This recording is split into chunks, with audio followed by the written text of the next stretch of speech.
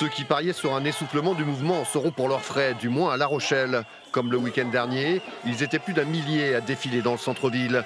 Référendum d'initiative populaire, revalorisation du pouvoir d'achat. En 2019, les revendications restent les mêmes, la détermination aussi, avec une petite pointe d'humour. Nous sommes à peu près une quinzaine, mais en fait, l'essentiel, c'est qu'on ne lâche pas.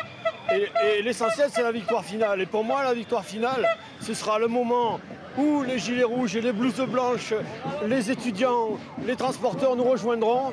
Et à ce moment-là, on montrera nos muscles, c'est-à-dire montrer nos muscles, c'est être nombreux. Mais comme la semaine dernière et comme prévu, le cortège s'est ensuite dirigé vers la préfecture, lieu symbolique s'il en est. Une institution lourdement protégée par les forces de l'ordre. On est Rochelais, c'est notre préfecture, c'est à nous. C'est pas Emmanuel Macron, c'est au peuple. Voilà. Donc c'est important d'y venir aujourd'hui, là. Très important.